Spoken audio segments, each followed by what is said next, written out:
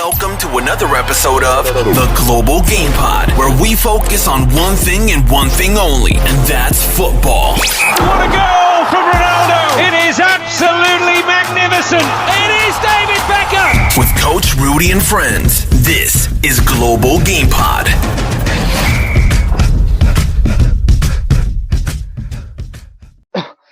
Yo, what's happening, people? Welcome to another episode of the Global Game Pod. I'm doing that quite good now, innit? It's got a ring to it. So today's episode, we have Mr. Mo Sher. Now, you might remember him. He was the first ever audio episode of the podcast I ever did. So people have been listening for a time. They know about Mo Sher. Is a bit controversial in that. So I needed to bring him back on this time for a video episode. Was I the first one? Yeah, you were the first episode. Is it? Yeah. Boom. Started with you. So now you're back. And the last time we spoke, obviously, I don't think Shai was signed yet, was he? Can't remember, bro. Yeah, I don't think he was. I don't think he was signed. I think he was on a brink, or he was on trial, or it was one of those ones. But I don't think he was done yet. No. So what we'll do is we'll just start off by you obviously introducing yourself, who you are, what you do, and in terms of Shai as well. So, just a little 2-3 sentence to just kick it off. Mo Sher. I mean, primarily, parent of one of your one of the kids that used to play for R77. And I've got involved with yourself with a few stuff around the business as well. And we were looking for a club always that we thought that was going to help, develop Shai. I needed a club that was, I don't know, man, just a bit raw and just, welcoming, nice people, and bloody organised. Because most grassroots clubs, let's face it, they're a bit crap.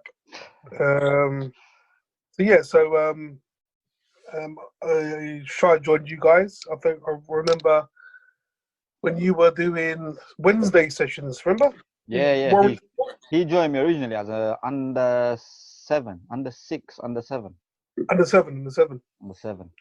Yeah. So, what do I do? I'm a contractor. I've got my own business. Primarily working like HR and that sort of computer stuff. So, passionate football fan, big West Ham fan, because you don't need to announce. No one cares. No one cares. No one cares. No one gives a shit. I'm a West Ham. So we're in this pandemic, or whatever you want to call it, coronavirus, and that. Has that affected you personally, in terms of work and stuff like that? Done my head in. Well, I've got to work from home, but who works from home? Do you know what I mean? So, and then it's a bit weird because when I usually work from home, no one's at home. But Shai's in school, so it seems like you can work, but it's like one big summer's holiday, isn't it? That's the problem, though. It's not, innit? Kids have still got to be learning. And the other thing is, my life revolves around football, and then that's a big part of what I do on a day-to-day basis, and it's kind of just overnight just been taken away. So it's how do you fill a gap? Yeah, I was going to get to that. I was going to get to that next, because like for people who don't know, your schedule Monday to Sunday is pretty much filled. And you are what I call a full-time soccer dad, football dad. If you're American, you'd be a soccer mum with a minivan, basically. Yeah. Well, Shai's mum's a soccer mum because she takes him as well. Yeah. So there you go. So it's a definitely coming from, and that's the subject today that we're talking about. So the subject is the academy parent, the trials, the tribulations, the joy, the successes, the hard work, all of it. We'll touch base on pretty much everything, really. But yeah, just for you, like, first of all, just a simple question. I remember last time we spoke and we were talking about pressures of, is it you that wants him to fulfill your dream, or is it you trying to fulfill his dream? And we were trying to figure out where the line is on that. But now, obviously, he's in an academy. He's there. He's doing a business. He's doing really well. He's progressing at a rapid rate. How does that make you feel first and foremost as a parent? Really proud that he's progressed, but it's been really, really hard. It's not easy, and you know what? Sometimes I've kind of thought to myself, why did I start this thing? Do you know what I mean? Yeah, that was one of the questions I was going to lead to, but you've addressed it straight away. Do you understand? Like, do you ever regret it? Yeah, sometimes you're kind of like, because what you're doing, it's a bit of a roller coaster. Do you know what I mean? But you're watching an 8-year-old go through a roller coaster. So sometimes you're ultra harsh, and then that kind of then goes towards him. And academy is a pressure situation every day. So 1 minute they're calling you the Asian Messi, and then the next minute they're saying, "Oh, you better back your ideas up. We're going to release you." So it's dealing with that pressure. And Shy has come from grassroots, and most people in academy don't come straight from grassroots. So you kind of learn this stuff as you go along. So sometimes I think, you know what, I should have done piano lessons or something. Do you know what I mean? But as much as I sometimes go, oh, I don't like it, man, I love it. Do you know what I mean? It's just like, it's amazing. It's an amazing experience. In the last year, we've gone to so many places, and we've gone from playing like Newbury Park on a Sunday to playing Arsenal. And it's just a big step change. So yeah, I mean, it's not like, for people who don't know, everyone's got this idea that academy football is the be-all end-all for a kid. And I was one of those, to be fair. I've got grassroots academy. I have to be one of those, you know. Part of my ethos has to be that I need to progress as many boys into academy football as I possibly can. Now, obviously, you know, my boy's also at a pre-academy. Only 5, not signed yet, but he's at pre-academy. So I'm almost a academy dad now as well. I remember, he can't be signed. That's why he hasn't been signed. Yeah. Well, you know, we're going to get to that. I'm going to get to that as well, on my thoughts on that, basically, because my mind almost has changed, where it used to be, nah, my boy is going to be an academy footballer as long as he enjoys it. Now it's more a case where I ain't really too fussed. If that's me being totally honest, I am not fussed at all whether he signs or he don't sign, whether he plays at academy or he don't play at academy. And that doesn't mean that's forever. That means up until the age of about 13, 14, I'm kind of happy for him to be doing whatever he wants, really. I mean, if that means he's signed at an academy and he's enjoying it, then fair dues. And if that means that he's playing at grassroots level with the ambition of being signed at 13, 14 years old, then that's absolutely fine with me as well. But obviously, when we used to talk maybe a year or so back, our ideas were completely different. We were completely, and I don't know where you stand on it still. Like, are you more of the ilk where we were a couple of years ago, where the sooner the better, or are you? Well, I don't know, because your boy is there, obviously. So yeah. So the answer to that question, right, is all about your circumstances, in my opinion, right? Because you're quite privileged, because you're a coach. So you can give your boy world-class coaching every day, right? So you can afford to go, okay, you know what? I don't need to put him in an academy, because I'll give him academy training every day. So he's got that level of training that you would expect from an academy level, because you're training him on a one-to-one basis, because you're his dad. Yeah. But I don't have that privilege. So I'm not a coach. And I don't know what academy coaching looks like. So my view is, I needed to get Shy in as quickly as possible, because I needed him in that environment where he's getting world-class coaching all the time. Yeah. Because with you might coach your boy for God knows how many years, but when he gets to an academy, he's still at that level where he's supposed to be. Whereas if I left Shy, for example, at one of the Echo teams that we joined, and left him there until he was 13, he would never make it because the level of coaching isn't great. Because remember, there's in certain other clubs, you've got like part-time dads do 1 day a week, and they may not even be qualified. They're kind of doing it because they like it. But if you really want to be serious, you need to go to a serious coach. So so it's kind of like if I had the knowledge that you have, I probably can go, you know what? I'm not that rushed. I can keep this time because once he's ready, he can go in there and he can cope. Yeah. Whereas if I left Shy in a grassroots team and didn't give him that one-to-one training at least 3-4 times a week, I don't think he could cope because it's taken him 6 months to prepare. And obviously, I mean, I can't ask this question. Obviously, Shy is not in the room. Like, it's you I'm asking the question to. But from what you understand, how is Shy taking all this on? Like, as a youngster, 8 years old, 9 years old, juggling school life, juggling extracurriculars, and at the same time, he's basically kicked off his career. How does he cope with all that? Is it? I mean, you're not in his head, so it's not. You can't really answer the question. But I can tell you. I can. When Shy first started in the academy, big time shock to the system. It was a bunch. He's joined a bunch of boys that have been together for 2 years, and before that, they were together 1 year in their grassroots team. So, the Lambeth Tigers is a feeder club for Crystal Palace. Yeah. And 9 of their boys from under 6 joined the under 9s. And I don't know, just pause you there. I'm gonna come straight back to this, but just so I put it down as a sidebar.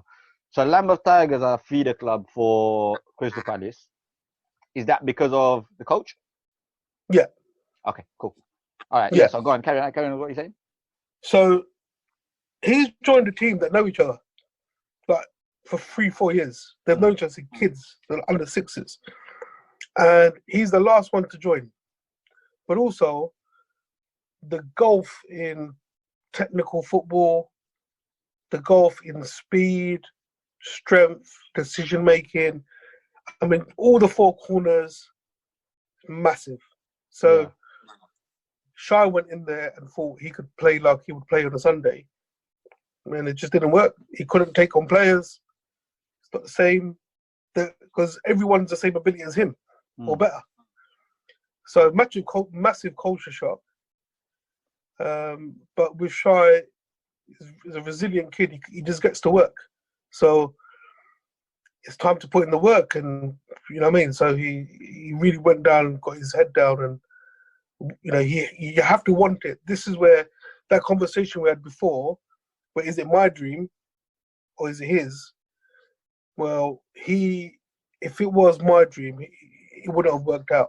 We would probably be released. But he had to put in the hours, and he knew he had to do it. Yeah, so that's the thing. Like, this element of pressure is what I'm trying to understand. You understand? Like, he's 8 years old, 9 years old. Yeah, he's a baby. In reality, he's a baby, and personally, should he have this one? Even as his dad, like, do you believe that he should be in an environment anywhere where he should be under this much pressure? Not really, but the pressure is a lot from me.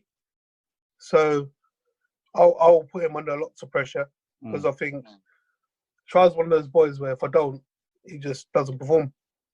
So he's one of those kids you got to constantly kick him up the bum. Yeah. And the pressure was kind of more from us not understanding academy football at all. So we went through 6 months of thinking, if you don't perform, oh my God, I didn't perform in this session, so we're going to get released. And it was all about, we've already put in our head, release. Yeah. If you don't do well in a game, release. And actually, it's nothing like that. So the coaches understand there's a time of adapting. They know the kid. They know what they're working on. and they've got their own ideas in their head. And if I'm honest, to really get released, he had to have like broken someone's leg or something, or not turned up for training for months, and because really the academy system so that is very pressure isn't club based or coach based. No, it's not club. No, it's not club based. It's you based. Parent based. Yeah, and it's parent based because parent is ignorant and doesn't know the system. So do you feel like you've eased the pressure off now? Yeah, 100%. Yeah, 100%. I'll actually go to games now. I don't say nothing, which is mad. One, because I've been banned a couple of times, but it's been an education for us as well. Do you know what I mean? So it's a process. It's a process, and we just gotta. I'm gonna be a bit of devil's advocate here, and I have to be. But so he's on a 2-year, I believe he is, right? Yeah. What happens at the end of 2 years if they say they don't want him? How do you cope with that? First and foremost, forget Shy for a second. We'll come to him in a second. How do you cope with that as an academy parent? How do you deal with it? I'll have to look at it quite pragmatically. So I've learned now that disappointment in the game is for everybody. So there's a lot of players that don't. I mean, if you look at the statistics, it's like winning the lottery to become a footballer. So if he gets released by Crystal Palace, it doesn't mean that his journey's over. It's just that we just got to adjust to where that journey next starts. So, and this is where when you're searching for a club for your boy to go into an academy for, you got to do your research in terms of where that club is going. So, for example, Crystal Palace will be a Cat 1 next year. Yeah. So, if Shai is to be released, well, he's actually been released by a Cat 1 club. So the likelihood of a Cat 2 club picking him up is high. Yeah. So now he's still in the system. Now, a Cat 2 club could be, I don't know, Millwall, Charlton. That's fine with me. I don't chase the badge. I chase the dream. Yeah. So the end game here is for him to become a professional. It's not for him to play for a Premier League club. Okay. So this is the thing now, because we have to try and merge parent and Asian parent together here, because a normal, I don't want to say the Asian people are not normal. It's going to make me sound like Asian people are not normal, but just for the sake of this subject, I'm going to say the normal parent, where the white and black parents, and the Asian parents are massively different when it comes to academy football. Huge. Because in terms of knowledge, in terms of everything, really, how it all works, they're indifferent. They don't know. Yeah, and that's not their fault because they don't know. But at the same time, how many actually go and do the research, and how many actually know what they're putting themselves into? I mean, these are questions we don't know the answers to, because we don't have any facts in front of us. So we're just making wild assumptions here. But we can make these assumptions because they're quite close to home. So we have this base of Asian parents already at grassroots level. And when I look at them as a coach, and when you look at them, obviously, as a fellow parent standing on the side with them, we can quite categorically say that a very small margin, if that, know what academy football entails. Yeah. So is that our first stumbling block? Yeah, so lack of education and awareness of what on earth is an academy and how do I get there. So when Shai signed, we had so many parents send us messages going, how do I get into an academy and how much does it cost? So it's like complete lack of understanding of what this means. So maybe it's really important for this podcast that we kind of tell people how it works. So you cannot be signed as a player before you're 9 years old. Yeah. All right. So what's that? Year 4.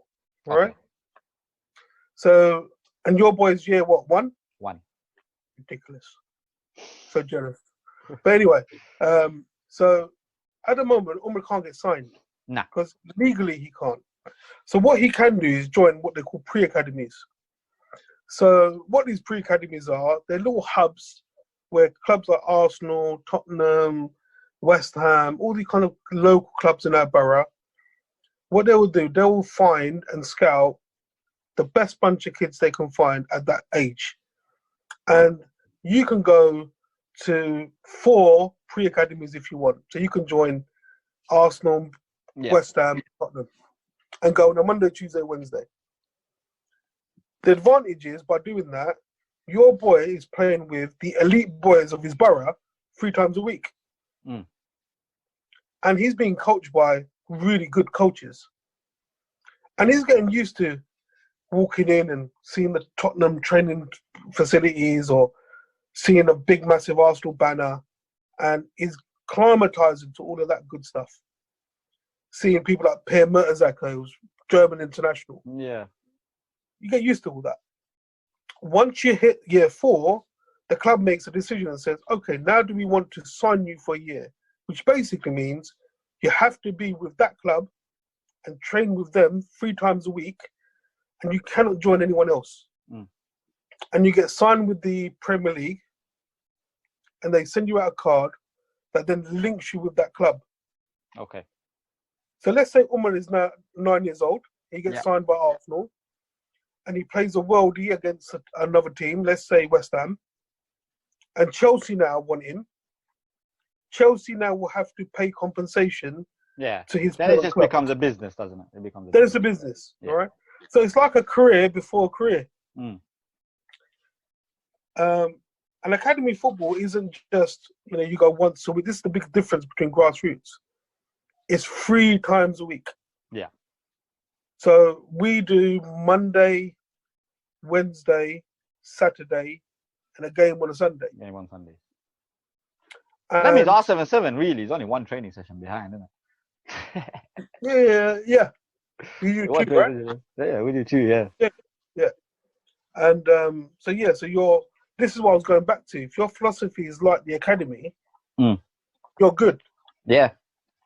But if you're not, you're going to get left behind in terms of your development. Yeah, and I think that's what many people don't understand when they come to R77 and we have trials and we also trial youngsters, and some people just do not get it. Why are we doing that? Why don't we just let anybody play? Because our ethos is development, and we want to develop players to potentially go to academy football as long as they wish to. But if they're not going to academy football, obviously that mindset has changed just a little bit and it's tweaked a little bit ways. If you don't want to go into academy football, it's not a problem. We'll continue to develop you the correct way up until a certain age. But come a certain age, then you have to start looking really and truly within yourself and saying to yourself that, right, it's now time to step up now. And we believe we've given the tools for you to go in there, step in there, and take you on the chin, really.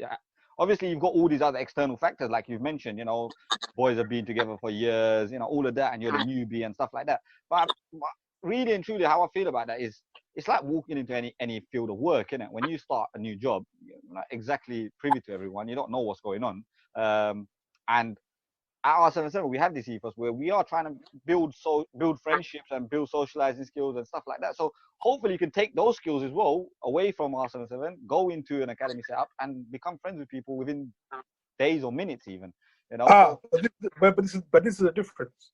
So when you go into R77 and I see another kid that is in Shai's team, I'm really supportive. Yeah. And I'm like, I wish he does as well as my boy. Because you know what? On a Sunday, they're a team. Facts are, in academy, there ain't no team. It's all about the individual. And if your boy is doing well, nobody wants to talk to you. And that's because your boy is doing well and he's ahead of the curve. Yeah, so now you add a bit of competition. Yeah, see that I'm not a fan of that personally, because I know that's what I'm trying to say. Like, at the end of the day, these are all young people. At the end of the day, all chasing a minuscule dream, really. So, they're not all of them are going to get there. And the fact of the matter is the one who works the hardest and the one who has the most luck, let's be realistic about it, is the one who's going to go and progress and and play for England one day. The others are not going to fall off the radar. It's all about community. At Billericay, we have boys who went all the way to scholar. They signed pros. They were in their first year pro, and hopefully in the next few days, I'm having some of them on the podcast anyway, so you can hear their journeys. And Yeah. so it will be a complete insight for someone like you, who's got a boy in the academy, who's still got good, 8-9 years before he gets his first pro. You know, if he stays on the right curve and he's moving the right correct way, then he gets his first year pro. And these guys will tell you that once you sign your first year pro, you ain't made it. You are still miles away from that first team. And obviously, when you're hearing these journeys, you hear these stories constantly. When I'm on my way to a game at Billericay, or I'm in a changing room with the boys, and we're just having a little bit of free time where we're talking, and I'm getting to know them and whatnot. And that's what's changed my mind a little bit. Is that, do I want, like, we take Omar for example. I mean, he's 5 years old, so if I'm being serious about him being a pro footballer, and if he's being serious about being a pro footballer, well, from 5 all the way to about 19, so we're talking about another 14 years of this. He has to stay committed for 14 years. He has to, he has to live up to the pressure for the next 14 years. He has to sign his first year pro, and he's still probably got another year or two of more pressure to try and make it into the first team. And then when he gets into that first team, he's got another 10, 11 years of absolute pressure.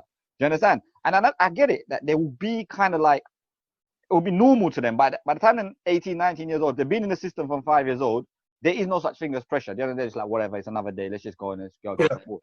It becomes normal. So there's a pro and con to pretty much it all. I mean, if he's in the system from 5 all the way across, he understands that pressure. If you take him out at 6, 7, 8 years old before he gets signed, and you let him go and enjoy himself, let him be the boss at grassroots, let him be the best player that he could possibly be, and then get signed at 13, 14 years old, I guess you limit that pressure a little bit, but you still have to apply a certain degree of pressure to him, even at grassroots, whether it be through challenges, whether it be through, targets and goals. You've got to. So the element of the fact of the matter is, whether you're a grassroots player or an academy player, whether you're a grassroots parent or an academy parent, the element of pressure has to exist. Of course. And that's the point that really I'm trying to make, is that, I mean, in terms of on the pitch and in terms of for the child, the gulf is massive. But we're here talking about the parent and the mindset in the parent. And I personally believe that the mindset of the parent, whether he be at grassroots where a kid is just starting out, and whether he be at the academy where he's about to sign a first year pro, there has to be a certain degree of pressure that you have to apply to your child, but it can't be overboard. Because the second you apply that overboard pressure, you've killed the kid. Yeah. And I think that's the kind of thing I struggled with.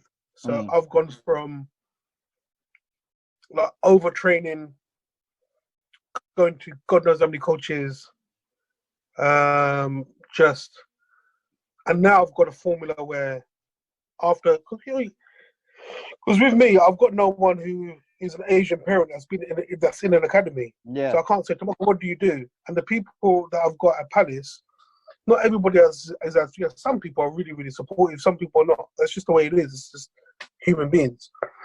So what you find out quite quickly in academy football is that you don't actually learn quite a lot, which is probably surprising.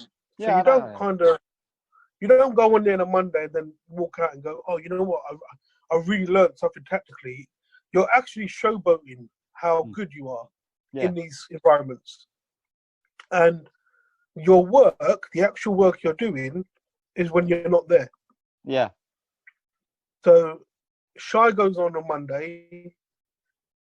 He has their session. It always ends with a game. Okay. And that game is kind of like the thermometer of where the boys are at this one. Yeah. And then Wednesday come, they play futsal. And again, now it's the same thing, but on a smaller pitch, indoors with a futsal ball, with different rules. And it's faster. And then Saturday comes, and it's a little bit technical, but actually they're all watching the players, who's going to play in this game on Sunday. And whilst there's no points, boy, do they take it competitively. Yeah, I mean, and this is the thing. So this is my point. That when you're at academy level, and I've seen it myself, when you're at academy level, whether it be a Stevenage or Southend, and I've gone on the likes of there, Dagenham Redbridges and the Leyton Orients, and then you look at the Arsenals and the Chelseas and the rest of them. And I've been lucky and blessed enough to be able to see all these environments All at of it. wide scale. And the competition is the exact same. If Stevenage are playing Arsenal, believe you me, Stevenage are taking it as seriously as Arsenal. And Arsenal Or even worse, even more. Yeah, Even and more.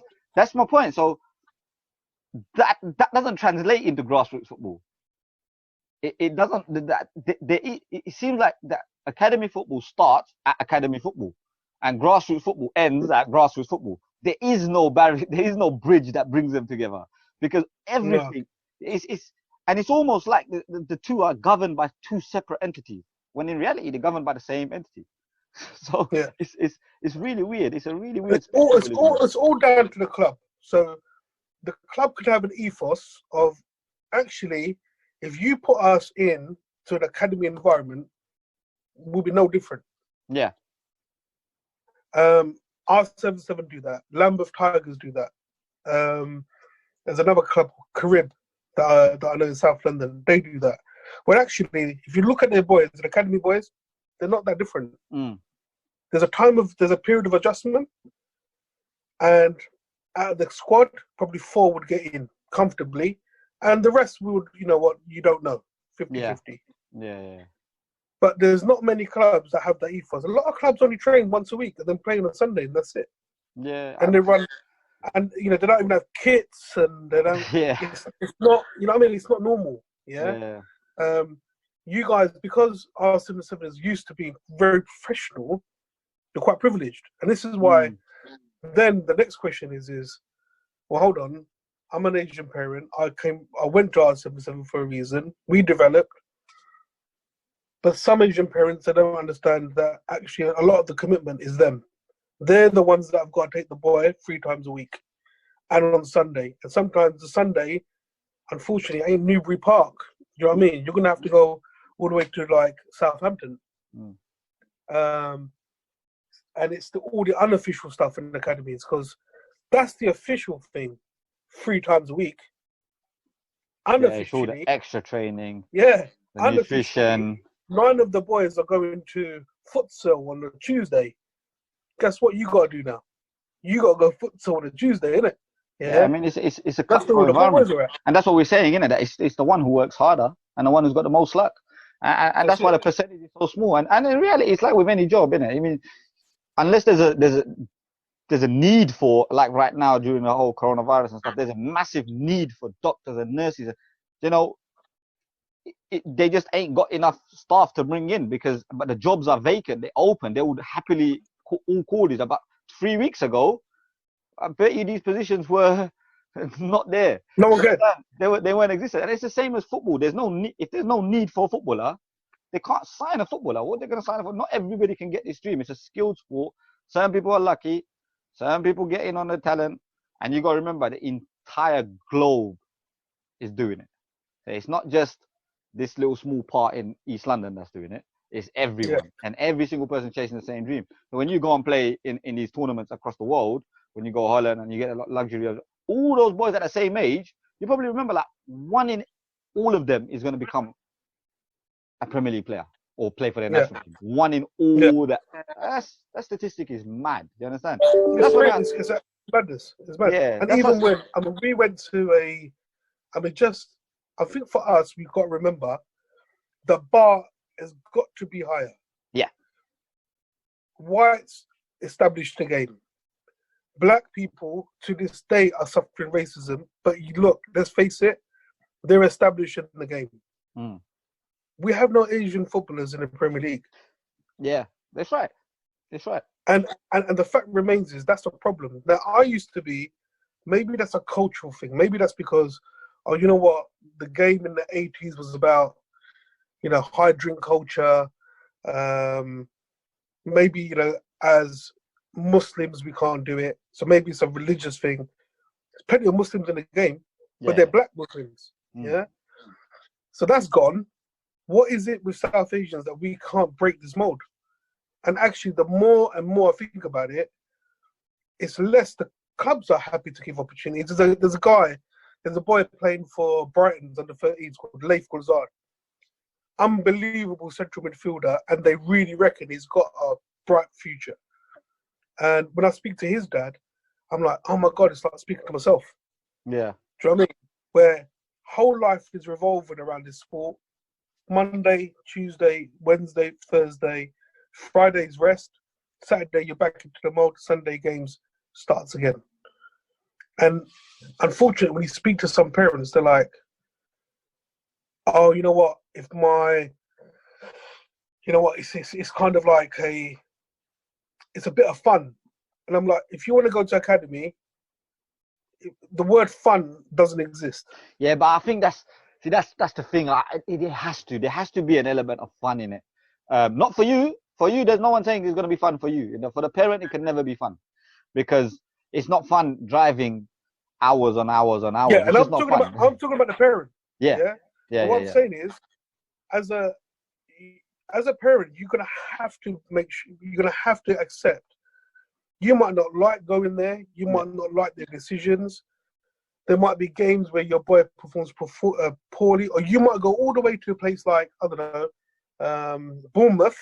So you've driven 3 hours, and your boy don't play, and you just watch him on the bench, and then you go home.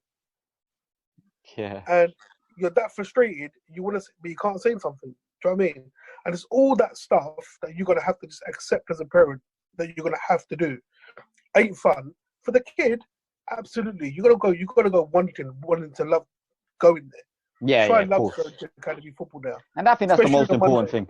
That's Yeah. the most important thing. As long as he's enjoying it, then you know what? We're parents at the end of the day. If you like, for example, some parents are more education is the most important thing in the world, and they will do everything to get their kid into a private school, even if it means they have to drive 2 hours a day. And I'm sure that parent is not enjoying driving 2 hours a day there and 2 hours back just to drop his kid to private school, and they feel exactly the same, but they want to do it for the best of their child. So sometimes when I hear people say, oh my God, as parents, you need to relax, like, no, it's the same principle. We want the best for our kids. Every parent, no matter what race or what they are, everyone wants the best for their kid. If that means that they got to drive to the other side of the world just to watch their kid play, then so be it.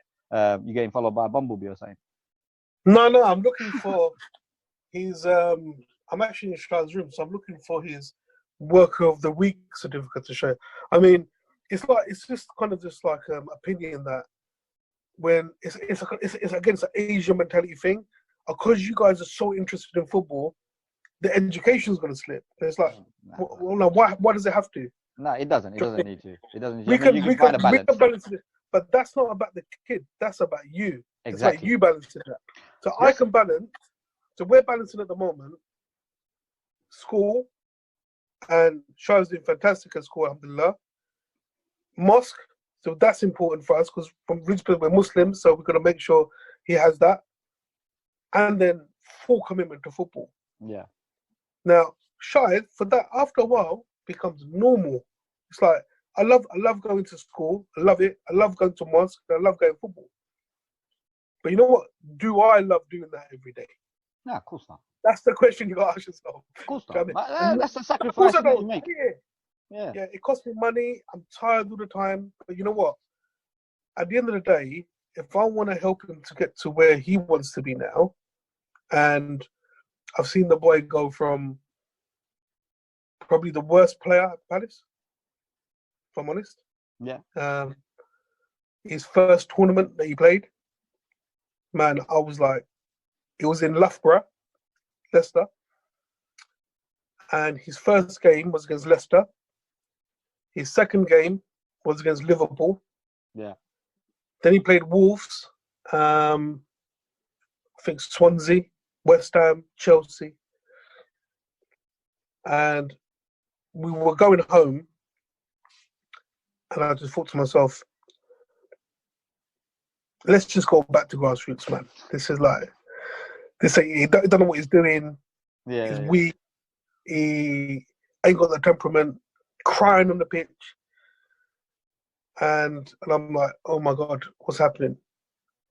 And yesterday, like we got a call from the coach, and he said, "Look, if I had to give the medal, Shah would be the most improved player in the club." Yeah. And that's all because of we just went right. How do I get to the level of the top player? What is that top player doing that we're not doing? And actually, it wasn't a lot. It wasn't something amazing that they were telling us. We just had to get our head down, acclimatise. I said, listen, once you get used to being here, and I'll make sure I keep taking you as long as you want it. But if you're here in 6 months, I promise you, boy, you'll be all right. Yeah, and look, the proof is in the pudding. He's doing bits. Obviously, the real test is next season, at the end of next season, and then seeing what Palace decide to do. For me, if I'm personal opinion, I don't know if he's going to have a problem whatsoever. And you know, if it is the worst case scenario, it won't be long before he's back in that system. Yeah, man. I mean, it's just not for me. It's like it's less about Palace and then more about the dream. Do you know what I'm saying? Yeah. So, what I've told Shah at the moment is, listen, this is your career, man. How many 9-year-olds wake up on a Sunday and walk into the Arsenal changing room? Yeah. And get to play, wear that shirt against that team. I mean, you know what? If it doesn't work out, it's pretty incredible that he did that as a 9-year-old, isn't it? He's had an experience. He's had an experience. You know, he's got a life full of memories now, which is massive. It can be. It's important, and it could lead to something better in the future. You just don't know. But last two questions before we end. The first one is going back to what you said regarding feeder clubs. Now, it's not really entirely based around academy parent or whatnot. Just a general opinion on: do you think that's a fair playing ground? No, absolutely not. Academy side feeder ground, feeder club. Sorry. No, and that's again that's old school football culture. So usually it's because an employee of the club is our grassroots club. Yeah.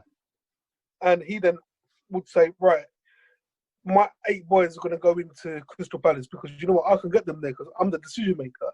Yeah.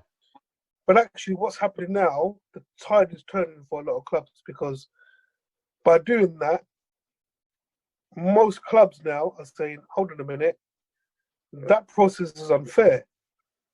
And also what you're seeing is clubs are getting smarter. So they go into these feeder clubs and going, what are these clubs doing that we ain't doing? And guess what? They're training twice a week. They're doing lots of technical. They're doing formations. It's all about, having an organised setup. They've got kits. The coaches have got tops. Do you know what I'm saying? And you'll notice a theme running through them. So most clubs now, in a certain academy level, will not have one feeder club. They'll just go to the top 5 clubs that they know of in their catchment area. And naturally, most of the players will come from there. Yeah, I mean, see, that's something that is just I mean, we're lucky, we're blessed. We have scouts coming all over the shop to come and watch our games and stuff. Yeah, but you see it even at Arsenal. There's you'll have a bulk of their players come from one team, and to me, that's like, okay, it's not really a level playing field because after these boys, if you came to watch on a Sunday, you probably release half of these boys, which is a normality. It's just. You're not gonna have all the best players at one club. It's impossible. You scatter it around, and this is the thing. But this is the thing, isn't it? So when you got a unlevel playing field like that, right? And then you're saying to your kid, right, stay at this club. So imagine I'm not one of those feeder clubs, right? But I got affiliation with that club. Yeah. No scout is coming to see me in my club because no one's affiliated with me. I'm risking my boy never getting to an academy because no scouts are going to come. Yeah. So as a parent, sometimes you got to go, right, how do I get the most exposure? Yeah, and that's a perfect lead up to my last question, and I kept it to the end for a reason anyway, because this is into the Asian parent's mind, and your mind as well. Obviously, your opinion might differ about yourself and other parents, or it might be the same regarding the generic. But what are Asian parents' mentality when it comes to Asian coaches, because we seem to have a growing theme here now and a growing trend that Asian parents are the ones who actually lack a lot of respect for Asian coaches. And they would much rather get information of black coaches, white coaches, coaches who are doing this, that, and the other, just based on skin color. Yet it will be those same parents who will be screaming racism from the top of their lungs. Yet they're the ones who are actually the ones 100%. discriminating and 100%. generalizing the Asian coach in the first place. So, what's your take on that? 100%. We are worse to our own kind. And those people who are making, trailblazing, going to, you know what? If you told me 10 years ago there was an Asian boy at Billy Ricky's coaching staff, I would laugh in your face. Right? I remember a boy that I used to play football with. He went on trial to Perth League. They run him out because he was Asian. Yeah? Now you got someone in an Essex team like that on the sidelines with someone like Jamie O'Hara. That's amazing. But what it is Asian people, we don't respect our own culture. You know what? There's a couple of things. One, brutally honest with you, there's an element of jealousy. Why is that boy there? Yeah. I don't know what's the issue with that. I don't get it. The other thing is just complete lack of trust. What do you know? Do you know what I mean? That kind of situation. And that's the thing. We find that as coaches, Asian coaches, we feel like our biggest stumbling block is Asian parents. We are not here to become rich off you. We're here to make your boy into a footballer. But you can't trust us to a certain level and then say, you know what, thank you, goodbye, good riddance, because we're here to take you the whole scope of the way. So we see some grassroots clubs now who, let's quite face it, and I'm going to be straight up and honest about it, and they probably listen to this and think, are they talking about us? Well, I might be, I might not be. That's up to you to decide. It's not my prerogative. My point is quite simple, isn't it? That you're throwing out your success off the back of our work. You ain't made that player. And I'm not saying we've made the player. We ain't made the player. But we've given him the stage. We've given him the platform. We've harnessed his natural talent. We've harnessed his skill. And you've come in to put the icing on the cake. And then the clubs come and signed him. I don't think that gives you any right to now go and tell his story. Because you haven't played a part. Well, you might have played a minuscule part. I'm not knocking anything off you.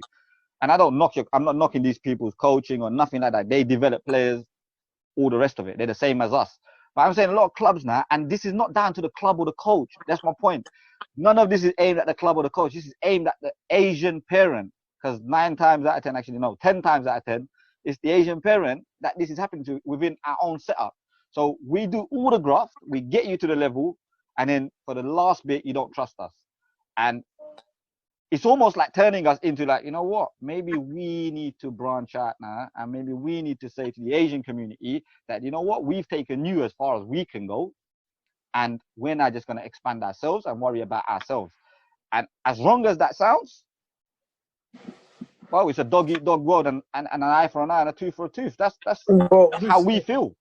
You're gonna get situations. I mean, like my journey wasn't a straightforward journey, so I went to another club, ELE League, and then somehow found my way to R77. We were there for about a year. Then my thoughts were, hold on, it's not the club, it's the league. So I wanted to try to play in a better standard. Went to play in the Echo League, realised the standard was the same. Yeah. So I was like, okay, so that was the wrong thing to do. Then I was, okay, so how do I now get a scout to see him? Because then I was processing that. Then I went to a couple of other coaches. In the end, what I realised is everywhere he's gone, what you got to do, you got to respect the coaches that he's been with, because they've all played a part. Of course. Now, where he's gone and learnt the most and enjoyed the most, I mean, if you speak to Shai and you said to him, what is the most important game you've ever played? And he will say, Salam Cup final for R77. He will say that was my most important game, because that was my last game in grassroots, and I had to take a penalty. and I wanted this team to win. And that's the boy will tell you where his allegiance lies. Yeah, I mean that's just all we're trying to do, really, isn't it? But what I'm saying is, unfortunately, with Asian mentality is the white man knows, the black man knows, and he will go far beyond listening to a 2-minute conversation that a black or white coach is going to say, then sit down for an hour and a half and listen to what an Asian person is saying. But that don't mean that person's going to make it, bro. Yeah. And I've seen a lot of Asian parents chase a badge. Oh, you know what, my boy, I don't want to go to. I think we're in that time zone now where people are just badge hunting and not realizing that that's probably the wrong thing to do. But they'll learn. They'll learn. But just because the coach has got a link with X, Y, and Z. I mean, Shah was offered Tottenham. We chose Crystal Palace. Yeah. And the reason we chose Crystal Palace is because the Crystal Palace coach, who I didn't know at the time, he saw Shah once. Yeah. And my boy didn't have a trial. He just went there. Yeah. He saw him once and said, I want to sign him. He was at Spurs for about 4 weeks. No, sorry, 12 weeks. Nothing. I mean, that happens, some clubs like to take their time. Some clubs like to get it done nice and quickly. And each club to their own, each coach to their own. I respect all coaches. We've got coaches code of conduct, you get me? We have an unwritten law. I'll never slate another coach because they're doing the exact same thing as I'm doing. And a lot of them are doing brilliant things for the grassroots game. Some of them are doing massive things for the academy. When I go to watch Omar at pre-academy, there's nothing he's doing there that he can't do with me. There's nothing he's doing there that he doesn't do at R77. We have the same ethos, the same philosophy. But you know what?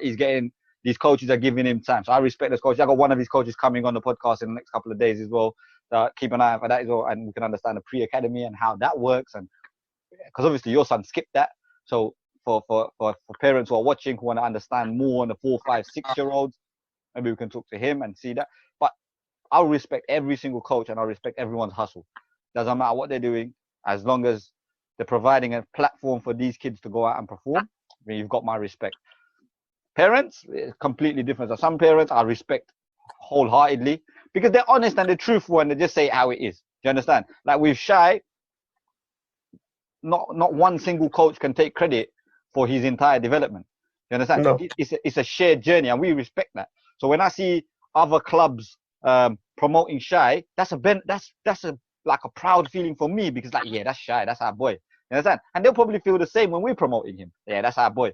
And that's how we want everyone to feel. And we've got no problem with sharing. So I think some people might take everything that I said a little bit personal. It's not personal to anybody or anything like that, but it is personal to the parents because trust us, we've got boys up to a standard and that's what we do. Just because we have brown skin don't mean we don't know any less about the game. In fact, we're showing that we know quite a bit about the game. So just keep trusting us. And also, it's a small world, man. It's a small. For some people, you make assumptions. Yeah. You make assumptions that, that coach I was with for a year and a half, no one knows him. But then when you speak to the coach, and you realize that coach was coached by him, there's a big. You got to turn around and go, oh my God. Yeah. And that happens in the game, and I've been quite lucky enough to. Football's a small world. Hey, listen, I've been quite lucky enough to have coached a lot of these boys that are doing their own thing, and that's why I respect everyone's hustle. Understand? Exactly. I've got no problem with it. They're students of mine. They go out and go and flourish and develop the next guy. I know you've got the right education. You were coached by me. I'm not big-headed. You were coached by me. Understand? Go out and give the education, and then the more coaches that are trying to make more players better, the more chance we got, or maybe one day a South Asian breaking through. But Mo, on that note, it's been an absolute pleasure. We could have touched so many more subject matters. We could have touched the surface. I think we've only just touched the surface here. But yeah, now we'll definitely have you on again. It's gonna be a long quarantine. Trust me, we've got plenty of things to talk about. So we'll definitely do this again in the next coming weeks. Thanks for coming on. Obviously, you don't have socials, but Shai does have socials. So If anybody who wants to go on Shy socials, they'll be somewhere down there. If you want to go on our socials, they'll be somewhere down there. See, that's the I worst ain't thing. got one, man. I ain't got one. I got to get that right now. That's the problem. Big What up to people don't- yourself as well, really. Big up to yourself. Big up to R77, all the coaches. Do a wicked job. Trailblazing for the Asian community. Don't get it mistaken. Don't get it twisted. It's hard what the man does. Boy's a baller. So let's just everyone just make sure that we just don't trace the dream, man. Just trace the team. Yeah, that's it. Listen. Everyone just keep working. That's why I say it's my new slogan. It's my new hashtag. I'm sure you've seen it around. We working. We out here working. We're working. So even this is just like, some might say it's time wasting. Some might say, why are you doing this? But you know what? The reality is I'm bored and I need to do something.